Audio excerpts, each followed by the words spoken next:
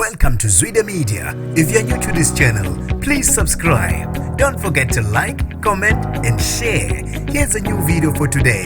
Enjoy. Kusuke omkhulu umsindo esikhuleni zokuxhumana kuhlasela umculo wokholo uthi nazu ngemva kwenkulumo yakhe abangayithandanga abaningi ecommente kwenye yamapost ku Facebook lapho begqugquzelwa khona imashi yokulwisana nabantu abakuleli ngokungemthetho.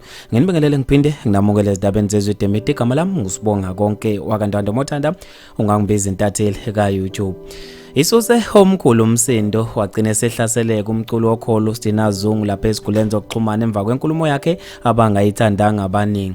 uTinazungu uphawule kwenye yamapost ebekhuluma ngokugqugquzela imashi ebizobe namhlanje eThekwini elwisana nabakuleli ngokungemthetho. uTinazungu uphawule wathi bona njengabaculi abayeseki le mashi njengoba nabo bayakwazi ukusuka beyoperforma kwamanye amazwe. Kube sekusuka ke abantu abaningi bephikisana nenkulumo kaTinazungu abathe ayehlanga kahle ubona.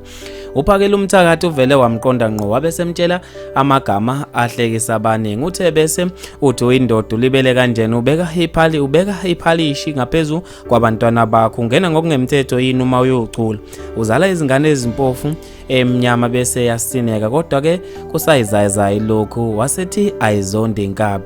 Lokhu ke abantu abaningi bakuhleke ngendlela emangalisayo emva kwenkulumo kaTinazungu. Bafethu ke ngizofisa mina ukwazi ukubhala kwakho ngalo lodaba khona lapha kuyi-comment section ukuthi bekumele yini uphakela phendule ngale ndlela yize noma engahambisani nangendlela uTinazungu athe waphawula ngayo.